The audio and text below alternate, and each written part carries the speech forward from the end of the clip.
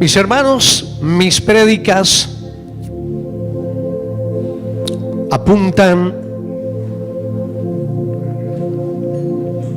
a sensibilizarnos, o por lo menos a preocuparnos en esta búsqueda del Señor. Es supremamente importante que entendamos la transitoriedad de la vida, la brevedad de la vida. Supremamente importante que entendamos que aquí estamos de paso. Si usted capitaliza esta palabra que le entrego, no importa lo que venga sobre esta tierra, terremotos, pestilencias, y no importa lo que venga, usted estará sembrado donde necesita estar sembrado. Usted estará cimentado donde necesita estar cimentado. Pero si esta palabra no le hace mella en su corazón, si esta palabra no es de importancia a su vida, es su problema, es su problema, no será mi problema. Mi problema es venir, mi asunto es venir de rodillas delante del Señor semana a semana por esta congregación y por la palabra que necesito que usted se lleve. Si usted se la lleva, amén. Si la atesora, gloria a Dios. Si la recepciona en su corazón y la hace parte de su estilo de vida, amén. Si la desconoce, si la ignora, si no le importa, problema suyo. No será mi problema delante del Señor. No será mi problema delante del Señor. Por eso no le hablo para entretenerlo. Usted no aquí no recibe una palabra de distracción, una palabra de entretenimiento dominical. No, usted recibe una palabra de reflexión, una palabra que ha de servirle para los días siguientes. Usted viene a recibir una palabra el domingo que ha de aplicar a partir del momento en que la escucha, hacerla parte de su carne, de su espíritu, de su alma, de su vivencia permanente. Si así es, gloria a Dios. Si no es así, asunto suyo. Hoy quiero compartir con ustedes un tema que he titulado Lo temporal que arrebata lo eterno. ¿Cómo? Lo temporal que arrebata lo eterno. Sí, lo temporal que arrebata lo eterno. Hermanos, lo temporal es un obstáculo, es una fuente de distracción tan poderosa que ha torcido corazones que dieron desde un principio visos de fidelidad, de compromiso, de incondicionalidad, para que no nos fiemos. Lo temporal que arrebata lo eterno. Así que les invito para que demos una mirada paralela a la vida de dos hombres que ejemplarizaron para las siguientes generaciones dos perspectivas de vida diametralmente opuestas. Les hablaré en esta mañana acerca de Salomón versus Moisés. Así que me refiero a estos dos hombres y quiero que veamos un semblante, ligero semblante de cada uno de ellos, porque seguramente en alguna medida ellos reflejan lo que somos. En Salomón tenemos al hombre que comienza bien, comenzó bien, maravillosamente bien, y se va perdiendo en el camino y termina mal. Se va disipando en el camino y termina mal. Sí, fue hecho rey en la mejor época de Israel, siendo todavía joven. Cuando su padre, el rey David, había derrotado a sus enemigos y había consolidado a la nación de Israel como la más poderosa de la región. Había paz en Israel. Y había paz por dos razones. Número uno, porque quien gobernaba Israel era un hombre justo para entonces, el rey David. Y número dos, porque David derrotó a los adversarios de Israel y los derrotó con tal contundencia que ninguno de ellos osaba volver a enfrentar a Israel en esos días. Nos dice la palabra del Señor en primer libro de Crónicas, capítulo 22, versículo 18. Hoy vamos a leer, vamos a tomar varias porciones de las Escrituras, así que vamos a estar muy atentos. Primer libro de Crónicas, capítulo 22, versículo 18, para que veamos el estado de Israel para cuando Salomón se hizo rey o fue hecho rey. Vamos a leer desde el versículo 17, dice así: Asimismo mandó David a todos los principales de Israel que ayudasen a Salomón su hijo, diciendo: ¿No está con vosotros Jehová vuestro Dios, el cual os ha dado paz por todas partes?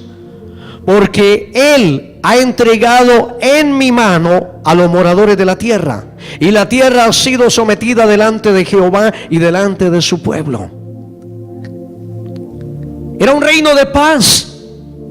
Cuando Salomón se hizo rey, había paz, había tranquilidad. No entró a reinar con la zozobra, con la incertidumbre de tener que enfrentar a los enemigos habituales de Israel. No, de ninguna manera. Allí tenemos a Salomón que entra a disfrutar de un reino de paz, de sosiego. Sí, pero además este joven príncipe que sería constituido rey, Salomón, tuvo como mentor a su padre, tuvo como educador, como formador a su padre, el rey David, que era el más destacado estadista, visionario y hombre de Dios en toda la historia de los reyes de Israel. ¡Qué maravilla! En esas condiciones, en ese contexto, se forma y se establece un reino. Se forma y se establece un reino. Del otro lado tenemos a Moisés, hijo adoptivo de la hija del faraón, también príncipe por derecho. Ambos hebreos, criados en contextos histórico-culturales distintos, pero tenían en común la opulencia, la buena vida. Moisés no gozó de la misma mentoría. Moisés no gozó de la misma mentoría que tuviera Salomón, quien fue criado bajo el temor de Dios, porque Salomón fue criado bajo el temor de Dios y bajo principios de justicia, a diferencia de Moisés. Mira lo que, de la manera reiterativa, como el rey David exhorta, formativamente exhorta a su hijo, a Salomón, a ser un hombre recto, a ser un hombre justo, a ser un hombre temeroso del Señor.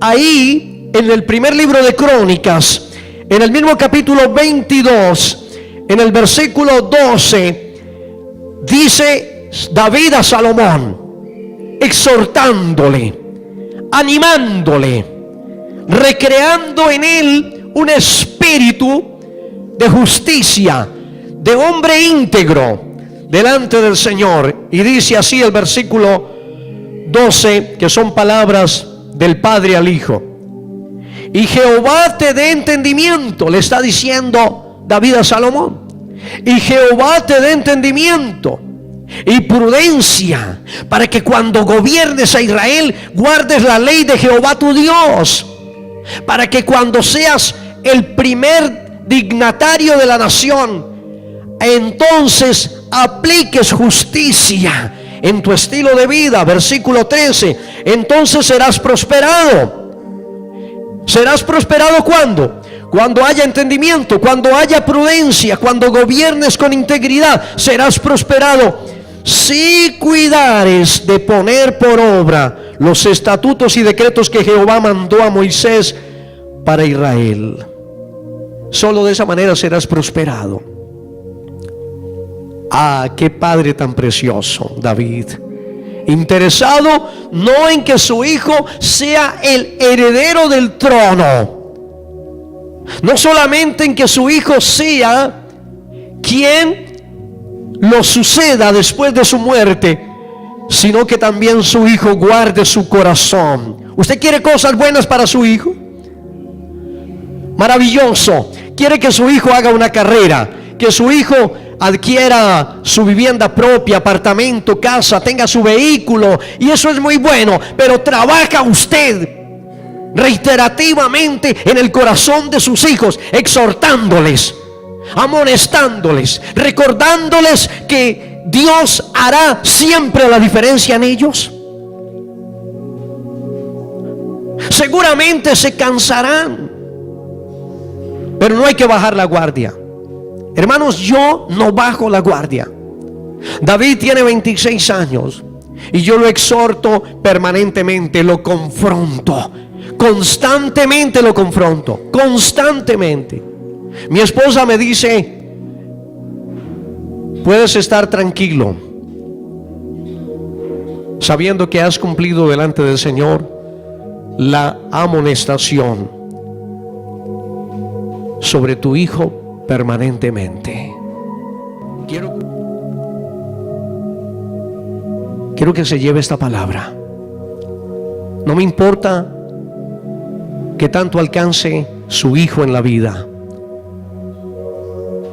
Si Dios no es el determinador en la vida de su hijo, no me importa que tanto usted le logre dar y cuánto él conquiste y a qué altura se remonte. No me importa si Dios no es el que determina. Versículo 13 nuevamente: entonces serás prosperado. Le está diciendo David a Salomón: serás prosperado si cuidares de poner por obra los estatutos y decretos que Jehová mandó a Moisés para Israel. Esfuérzate pues, ¿y qué? Y cobra ánimo, no temas ni desmayes. Mantente en la tarea. ¡Qué maravilla! En el capítulo 28, más adelantico, nuevamente tenemos el padre hablándole al hijo. Ahí, Primera de Crónicas 28, ahí adelantico, versículo 9. Mira lo que dice: y tú, Salomón, hijo mío, reconoce al Dios de tu padre. Reconoce al Dios de tu padre, al Dios de esta nación, al Dios de Israel, y sírvele con corazón, ¿qué? Sírvele con corazón perfecto y con ánimo voluntario, porque Jehová escudriña el corazón o los corazones de todos y entiende todo intento de los pensamientos. Si tú lo buscares, ¿qué pasa? Mas si lo dejares, Él te desechará para siempre. Estas son las palabras de un padre responsable. Estas son las palabras de un padre que desea que su hijo mantenga una perspectiva espiritual clara de su fe, de su compromiso, de su integridad para con su Dios. Es una maravilla, mis amados. Moisés, en cambio, fue instruido bajo la sabiduría egipcia, totalmente distinto. Las formas o más bien los contenidos de formación fueron distintos. Los contextos sociohistóricos y socioculturales son totalmente diferentes en cada caso. Porque mira lo que dice la Biblia en Hechos capítulo 7 versículo 22. Hechos 7, 22, mira lo que dice la palabra. Y fue enseñado Moisés en toda sabiduría, ¿de quiénes? De los egipcios. Y fue enseñado Moisés, óigame bien, en toda la sabiduría. ¿Por qué fue enseñado Moisés en toda la sabiduría egipcia? ¿Por qué? Porque estaba clara la intención de parte de la monarquía egipcia que Moisés sería un heredero del trono y necesitaba toda la formación, toda la educación, toda la sabiduría de este reino egipcio. Y era poderoso, óigame bien, Moisés era poderoso en sus palabras y en sus obras. Era un muchacho brillante, inteligente, sobrado, capaz, bien proyectado.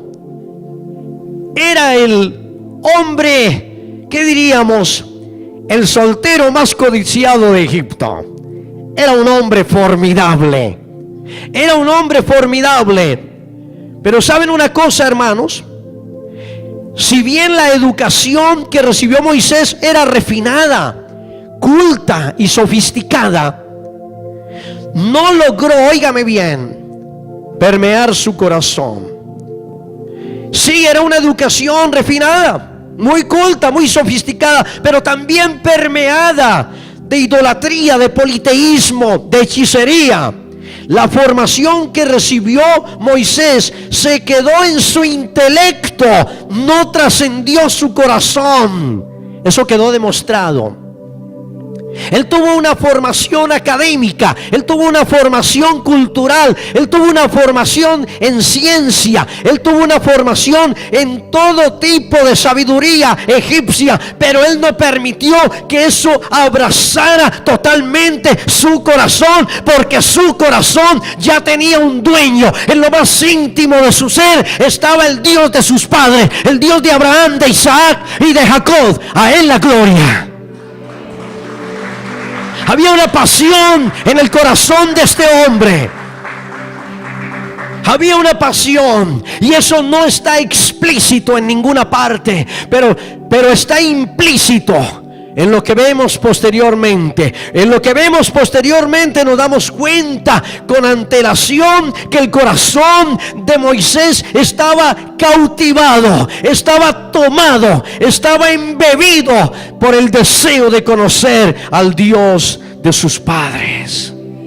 Más allá de toda riqueza, más allá de toda gloria, el deseo de Moisés no era hacerse el faraón siguiente, no era abrazar el poder de una gran potencia para entonces como lo era Egipto. El deseo de Moisés no era encontrar renombre entre las naciones y disfrutar de los placeres y de los deleites propios de una monarquía. No, la pasión que había o que yacía en el corazón, en lo más íntimo de Moisés, era acercarse al Dios de los hebreos, su Dios. Salomón en cambio conocía al Dios de su padre y le buscó y le servía, y Dios le hizo próspero en gran manera. Pero cuando se nos olvida quién nos llevó de lo menos a lo más, es probable que volvamos de lo más a lo menos. Quiero que lo repita conmigo.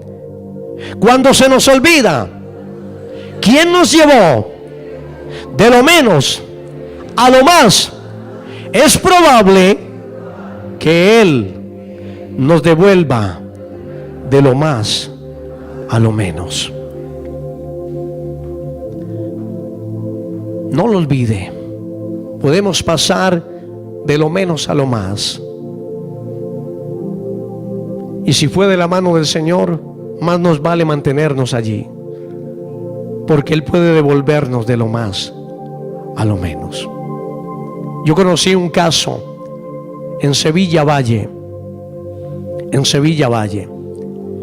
de un hombre de apellido Almeida.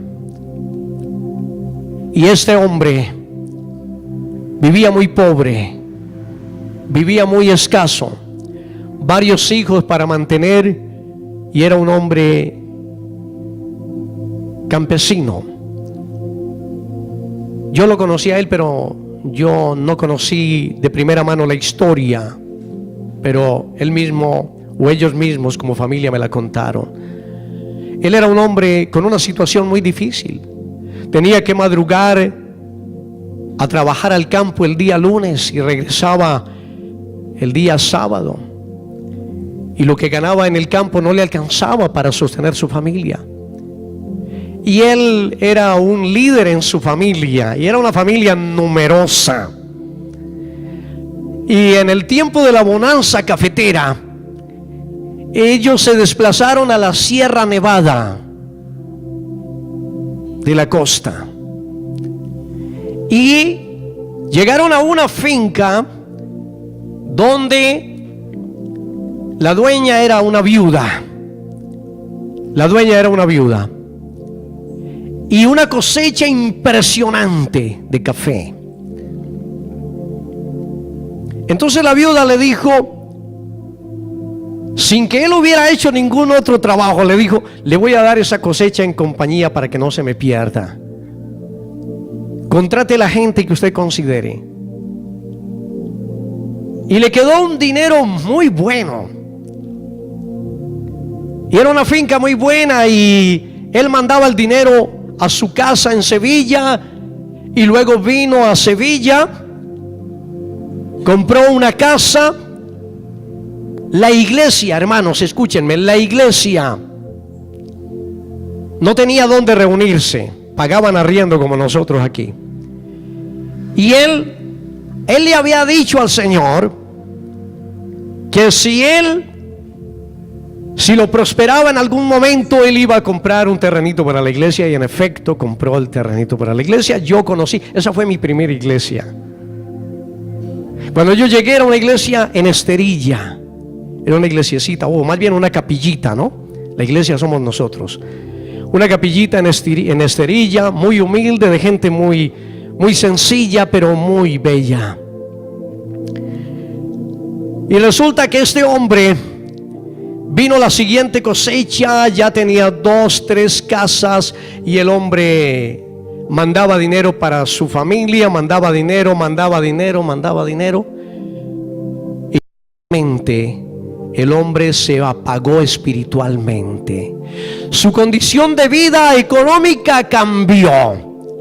Pasó de la Biblia a comprarse un revólver. Pasó de la iglesia a una cantina. Pasó de su esposa a hacer de la dueña de la finca su amante. La volvió su amante. Se volvieron amantes. El Señor lo sacó de lo que Él le pidió que lo sacara. Y cuando el Señor lo tenía donde Él deseó tenerlo, o donde Él quiso estar, le dio la espalda a Dios. Y le dio la espalda a su familia. Y su esposa lloraba porque había perdido a su esposo, que ya no quería. Ella misma decía: yo no quiero casas, yo no quiero nada. Mi hermano Javier sabe que no miento, sabe que estoy dando un testimonio veraz, que no los quiero impresionar aquí con algún cuento raro. No, lo que les estoy diciendo es una verdad. ¿Y saben qué pasó, hermanos? ¿Saben qué pasó? El Señor lo devolvió. Óigame bien, le volvió la ruina. Y comenzó a perder. Perdió una casa, perdió la otra, perdió la siguiente. Y cuando quedó otra vez para volver al campo a hacer lo que antes hacía, volvió de nuevo a la iglesia con lágrimas, pidió perdón. Sí, suele suceder muy a menudo que clamamos pidiendo una respuesta, y cuando la respuesta nos llega, se nos olvida quién fue el que nos dio la respuesta. Dios no puede ser burlado. Óyeme bien, cuando usted abraza su propia gloria, saborea aquello que Dios en su misericordia le ha dado, pero se quedó tan encantado, tan fascinado, tan alucinado por aquello que le fue dado, y se olvida que detrás de todo lo entregado hay un creador, hay un sustentador. Y cuando usted se olvida de ello, seguramente usted comienza a cambiar su gusto. Lo espiritual no será lo primero, lo espiritual no será lo dominante o lo relevante o lo primordial en su vida. Lo espiritual tomará un lugar secundario en su vida. Le repito esto para que no lo olvide. Cuando le llegó las riquezas, el poder y la gloria a Salomón y rebasaron todo presupuesto en su vida, su gusto por el Señor fue desapareciendo. Y eso no es diferente en nuestros casos. Pero cuando el gusto por el Señor va desapareciendo, otros gustos aparecieron en la vida de Salomón, cambiando dramáticamente su perspectiva de vida. Dramáticamente. Y quiero que venga conmigo al primer libro de Reyes, porque aquí vamos a ver cómo la perspectiva de Salomón cambia.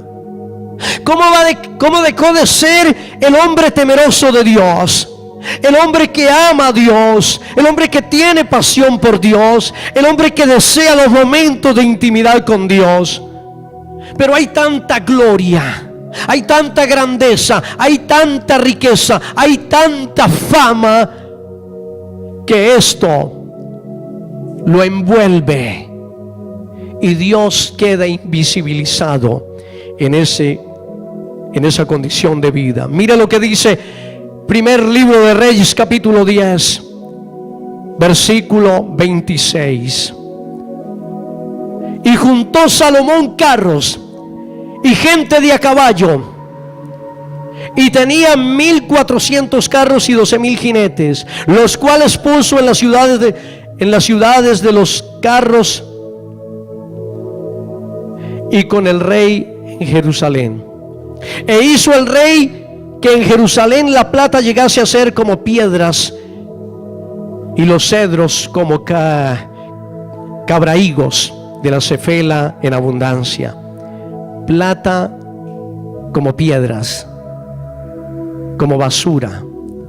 De esa manera amontonó plata Salomón, y cedros, que era una madera muy preciada. Y traían de Egipto caballos y lienzos a Salomón, porque la compañía de los mercaderes del rey compraba caballos y lienzos. Y venía y salía de Egipto el carro por 600 piezas de plata y el caballo por 150. Y así los adquirían por mano de ellos todos los reyes de los heteos y de Siria. Amontonó dinero. ¿Saben una cosa? Cuando Salomón pierde el gusto por lo espiritual, se va desarrollando otro gusto. Entonces los caballos se vuelven una pasión en él, y el dinero también lo amontona. Pero ahí no para.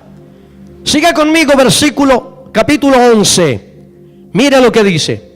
Pero el rey Salomón amó, además de la hija de Faraón, a muchas mujeres extranjeras, a las de Moab, a las de Amón, a las de Edom, a las de Sidón y a las Eteas, gentes de las cuales Jehová había dicho a los hijos de Israel: no llegaréis a ellas, ni ellas se llegarán a vosotros, porque ciertamente harán inclinar vuestros corazones tras sus dioses.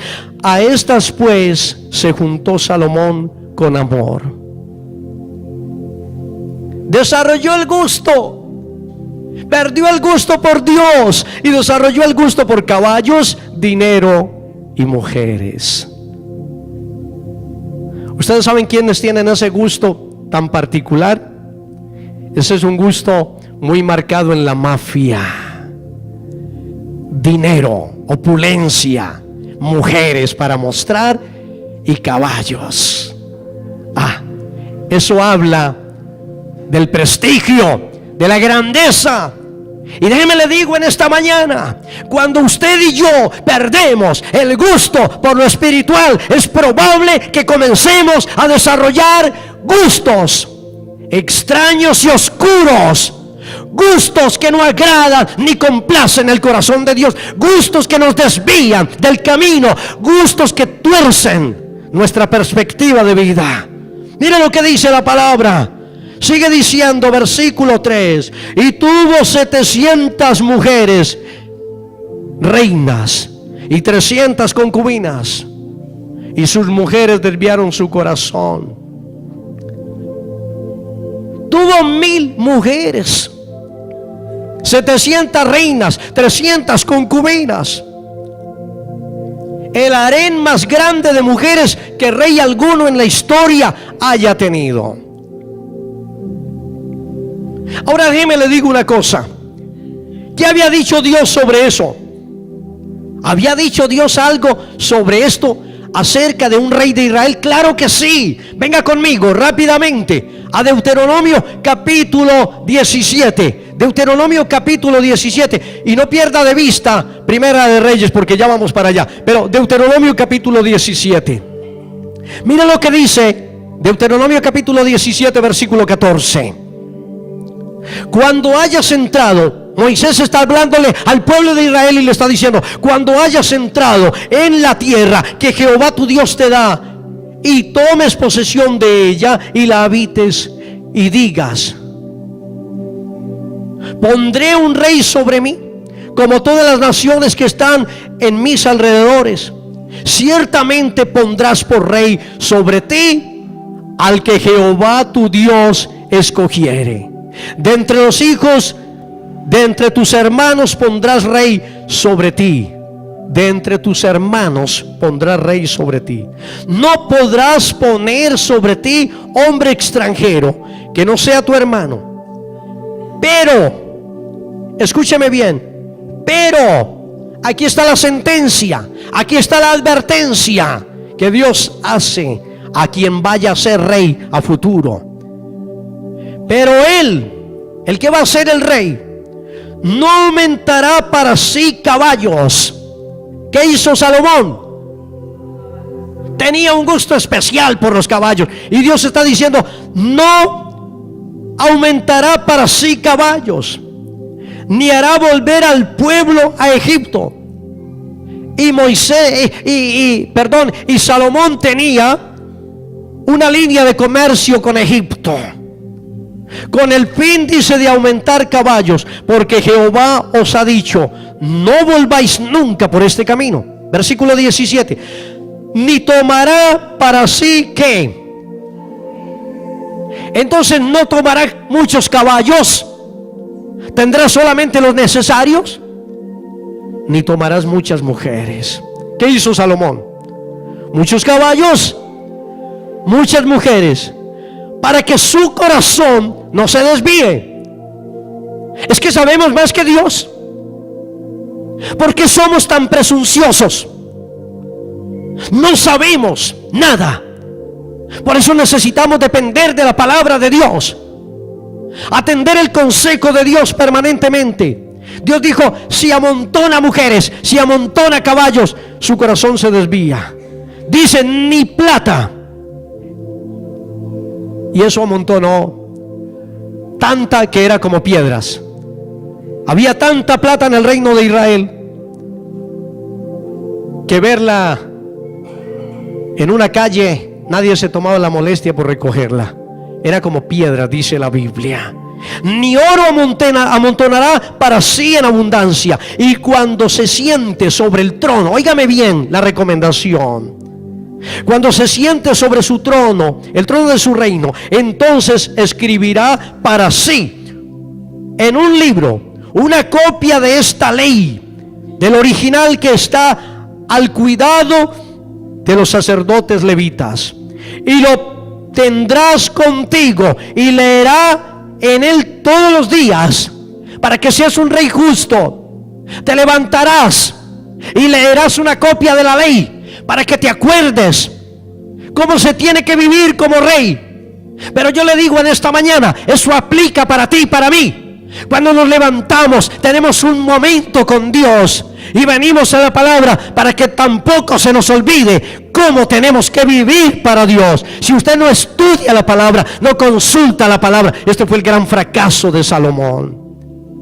Si Salomón hubiera tomado la copia de la palabra, de la ley, y la leyera todos los días, como era mandato para los reyes, según Dios, Salomón hubiera entendido que tenía que guardar su corazón de los muchos caballos, del mucho dinero y de las muchas mujeres. Por eso le digo que cuando se va corriendo la palabra de mi corazón, escuche mi iglesia, cuando la palabra de Dios se va corriendo de mi corazón, va quedando un espacio en mi corazón que algo o alguien lo llenará.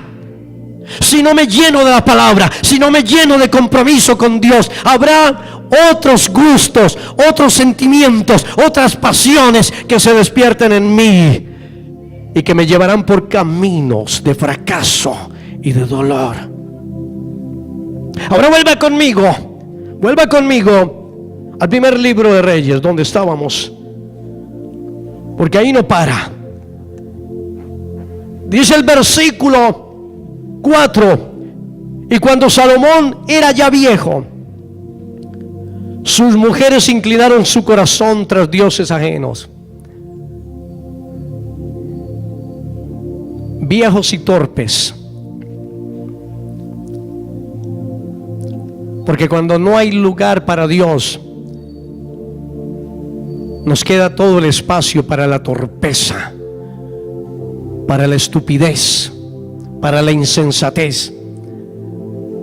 Lo cogieron las mujeres y lo voltearon. 1000 mujeres, en su mayoría paganas, hermosas todas, porque los reyes mandaban a seleccionar las mujeres, mandaban por provincias a seleccionar las mujeres, las doncellas más hermosas de las provincias. 1000 mujeres, pero estas eran propias y extrañas que venían de otros lugares, y fueron declinando el corazón, lo fueron desgastando. Y la una venía y lo meloseaba y le decía: mi amor, hay que levantarle templo a Astorat, a Molot, o a Baal, o a cualquiera de estos. Aquí lo vamos a ver más adelante. Y levantó templos para ellas, y su corazón corrió por donde iba el corazón de ellas. Qué triste. Terminó adorando a dioses paganos, que ni le dieron poder, que ni le dieron gloria, que ni le dieron sabiduría, porque eran dioses muertos, y tan muerto estaba él como sus dioses para ese momento. Esto es increíble, pero hasta allá llega la condición insensata del ser humano. Y su corazón no era perfecto con Jehová su Dios, como el corazón de David su padre. Versículo 5: porque Salomón siguió a Astoret, diosa de los sidonios, a Milcón, ídolo abominable de los amonitas, e hizo Salomón lo malo ante los ojos de Jehová, y no siguió cumplidamente a Jehová como David su padre. No. Entonces edificó Salomón un lugar alto a Quemos, ídolo abominable de Moab, en el monte que está enfrente de Jerusalén, y a Moloc, ídolo abominable de los hijos de Amón. Así hizo para todas sus mujeres. Así hizo para todas sus mujeres. Entonces cada una le decía: venga, el Dios mío es este. A ese le levantaba templo, y corría de templo en templo detrás de sus mujeres. Oh, hermanos, nefasta condición. Así hizo para todas sus mujeres extranjeras, las cuales quemaban incienso. y ofrecían sacrificios a sus dioses. Y se enojó Jehová contra Salomón por cuanto su corazón se había apartado de Jehová, Dios de Israel, que se había aparecido 2 veces. Dios se le había aparecido 2 veces a Salomón, maravillosamente, para dirigirlo. Y le había mandado acerca de esto, Dios ya le había advertido, que no siguiese a dioses ajenos, mas él no guardó lo que le mandó Jehová. Versículo 11. Y dijo Jehová a Salomón, por cuanto ha habido esto en ti, y no has guardado mi pacto y mis estatutos que yo te mandé, romperé de ti el reino y lo entregaré a tu siervo. Israel no fue la misma. Después de la muerte de Salomón, Israel no fue la misma. Porque mire lo que dice la Biblia en el versículo 14. Y Jehová suscitó un adversario a Salomón. Levantó un adversario, un aguijón. Y en el versículo 23 dice, en el mismo versículo 14 dice, y Jehová suscitó un adversario a Salomón, Hadad edomita, de sangre real. Pero en el versículo 23 dice, Dios también levantó por adversario contra Salomón a Rezón, hijo de Eliada. Y en el versículo 25 dice, y fue adversario de Israel todos los días de Salomón. Y en el versículo 26 dice, también Jeroboam levantó una serie de adversarios.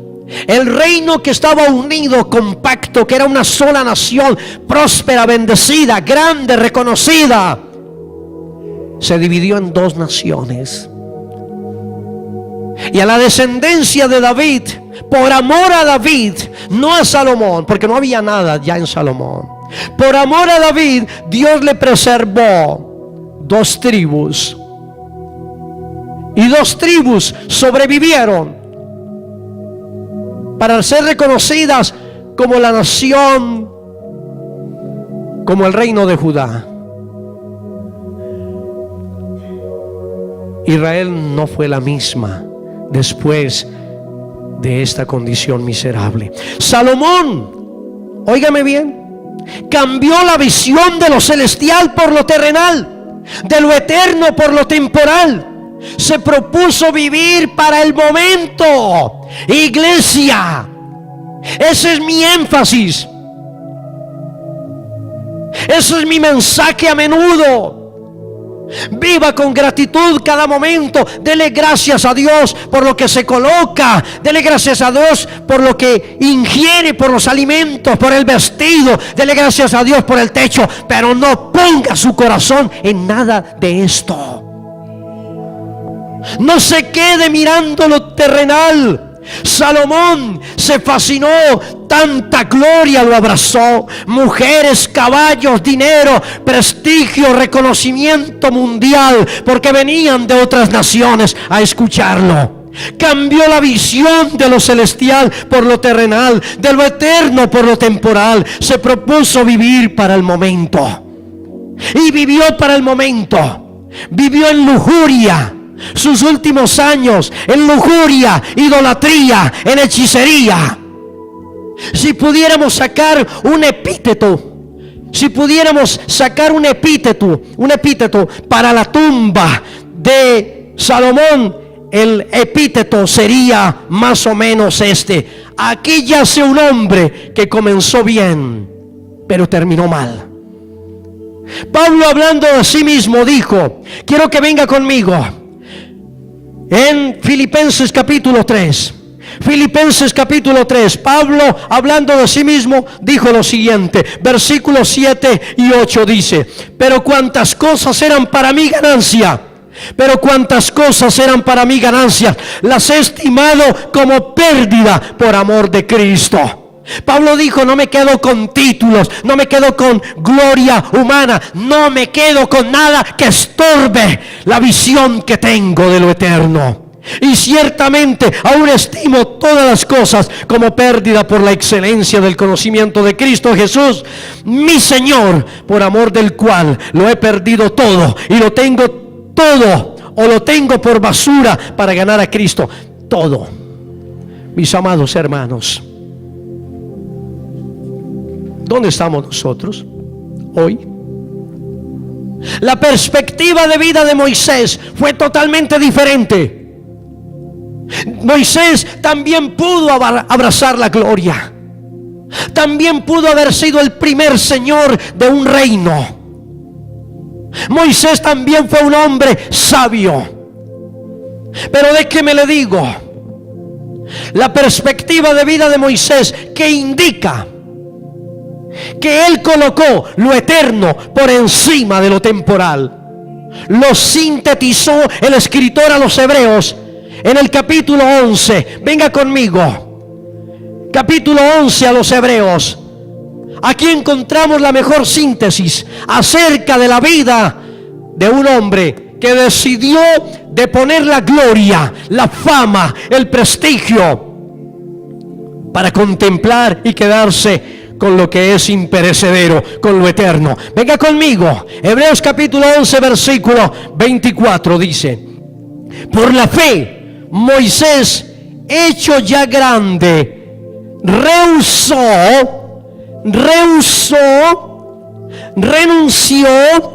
se negó llamarse hijo de la hija del faraón. Cuando era un hombre de 40 años, él puso en su corazón ir a ver al pueblo. Él sabía, él vivía como príncipe.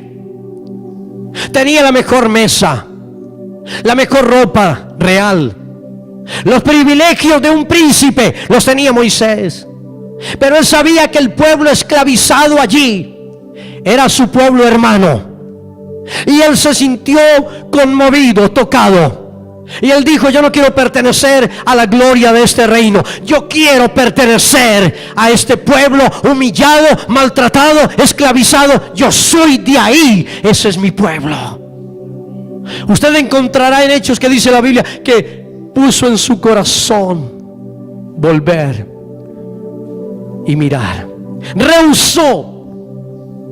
Si usted quiere venir en pos de lo eterno, usted tendrá que rehusar, tendrá que renunciar. ¿A qué? No sé. A gustos, a caprichos, a deseos, a pasiones, a sentimientos, a mil cosas que turban su perspectiva de Dios. Usted tendrá que rehusar, como Moisés rehusó.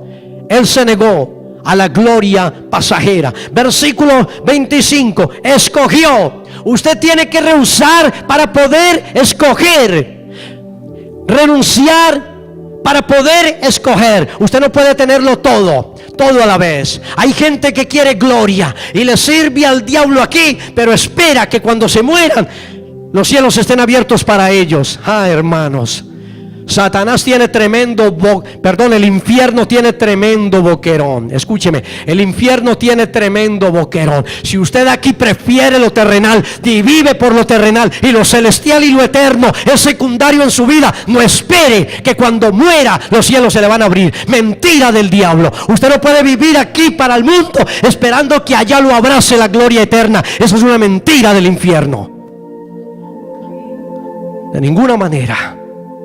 Usted aquí escucha esta verdad. Usted aquí escucha esa palabra. Porque si usted se muere mañana y su alma se va al infierno, usted se recordará de estas palabras: yo seré libre de su sangre, yo seré libre de su condenación delante de Dios. Porque no viene usted aquí para que yo lo entretenga con una palabra que le genera gusto y que le trae sensaciones y cosquillitas. No, hermano, aquí le doy una palabra para que le llegue a su conciencia y viva como tiene que vivir un hombre y una mujer de Dios. Denle la gloria a Dios.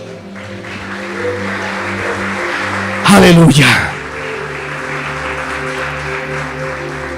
Moisés rehusó, pero Moisés escogió. Usted tiene que rehusar o renunciar y escoger. ¿Qué quiere escoger hoy? El Señor le dijo al pueblo de Israel en algún momento: Pongo delante de ti la vida o la muerte, la bendición o la maldición. Escoge la vida.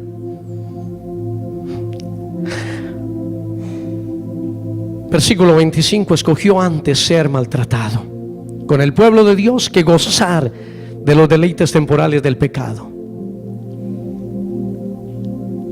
No se dejó cautivar, no se dejó fascinar. Yo me imagino que por el palacio, óigame bien, por la casa real egipcia, cuando el joven Moisés caminaba o se paseaba, yo me imagino que algún cortesano le daba una palmadita en el hombro y le diría: serás el próximo faraón, ¿no?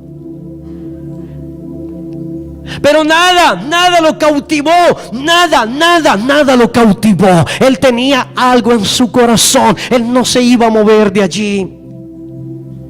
Dice la Biblia claramente, el versículo 25, se lo vuelvo a leer para que le quede. Escogió antes ser maltratado con el pueblo de Dios que gozar de los deleites temporales del pecado, teniendo por mayor riqueza el vituperio de Cristo que los tesoros de los egipcios, porque tenía puesta la mirada en el galardón. Entonces escúcheme, rehusó, escogió y colocó la mirada. Eso es lo que está diciendo el versículo 26. Colocó la mirada. Usted tiene que rehusar, tiene que escoger y tiene que saber dónde va a colocar su mirada. Mira lo que dice Filipenses capítulo 2 versículo 7. Filipenses 2:7 dice así: sino que se despojó a sí mismo, tomando forma de siervo, hecho semejante a los hombres, hablando de Jesucristo.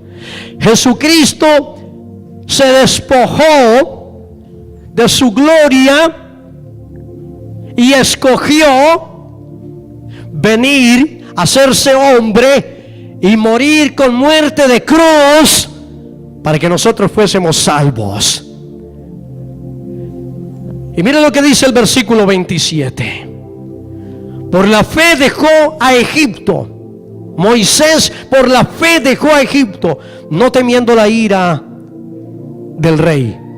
¿Por qué no temió la ira del rey? Porque se sostuvo como viendo al invisible. ¿Quién es el invisible? Dios es el invisible. Moisés se sostuvo. Entonces, palabras claves que le dejo en esta mañana: rehusó, escogió, colocó la mirada, se sostuvo. Son palabras claves en este texto. Él se sostuvo.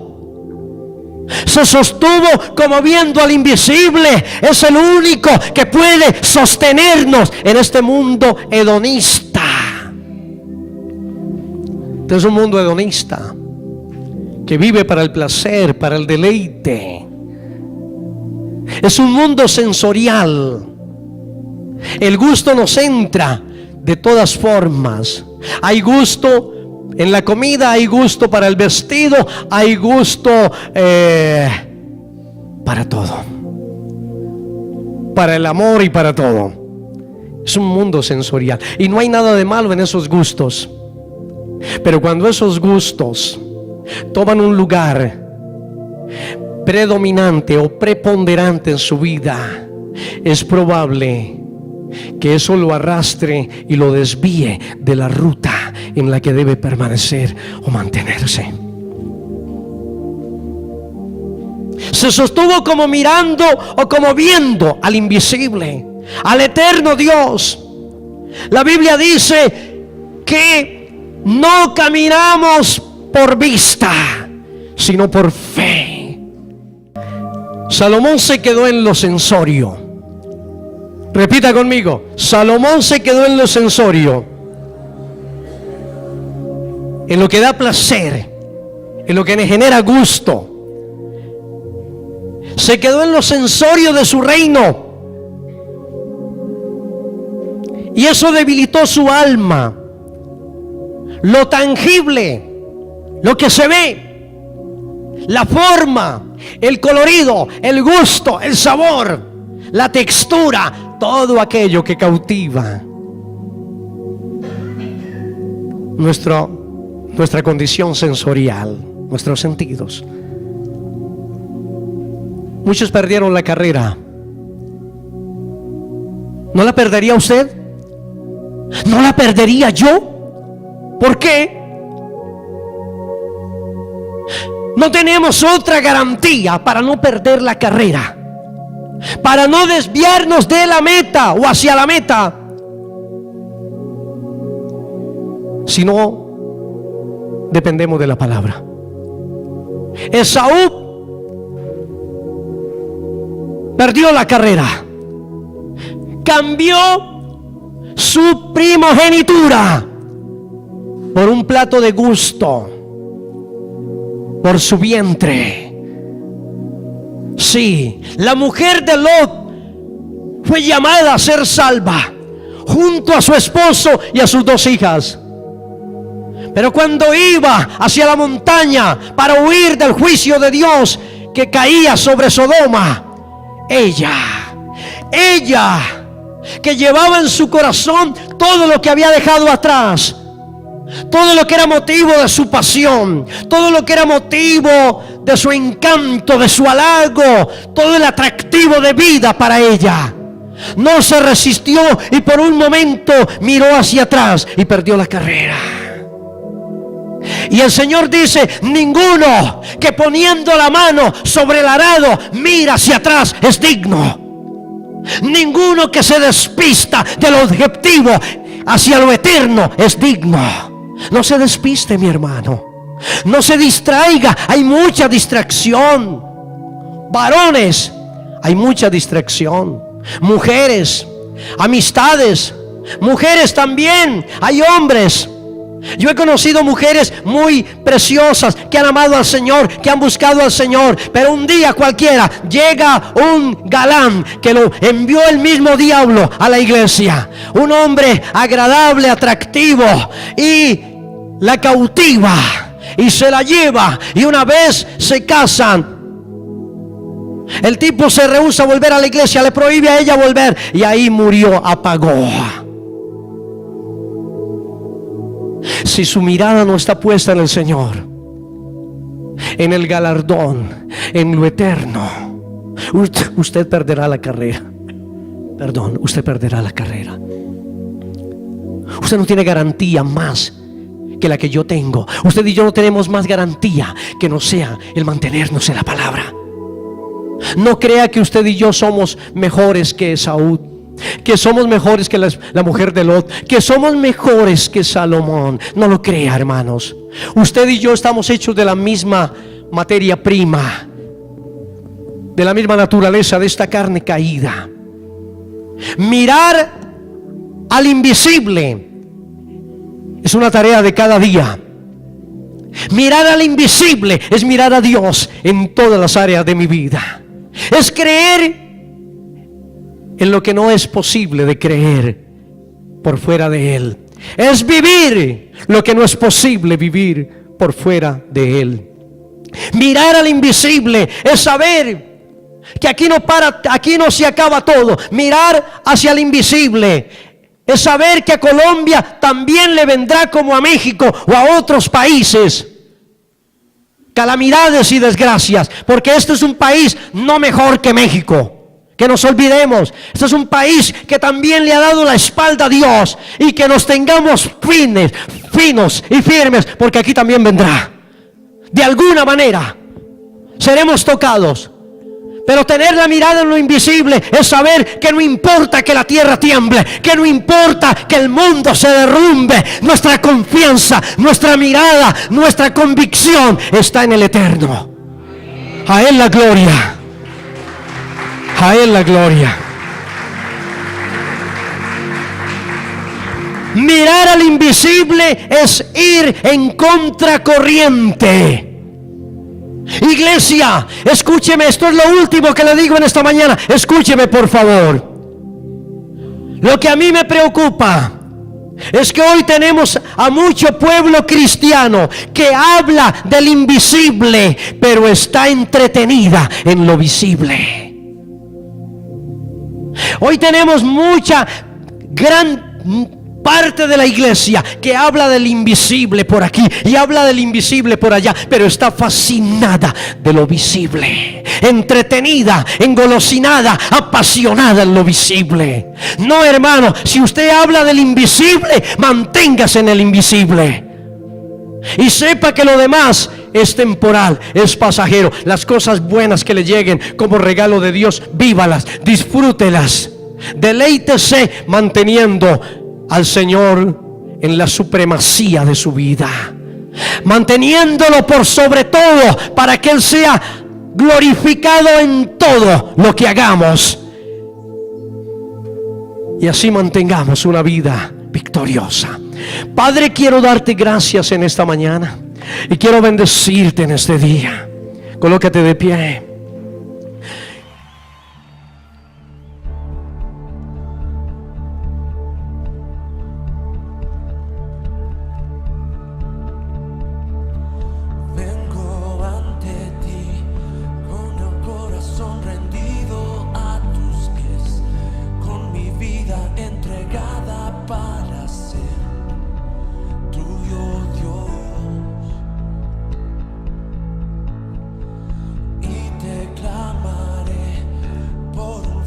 Que llueva sobre mí, por un deseo que transforma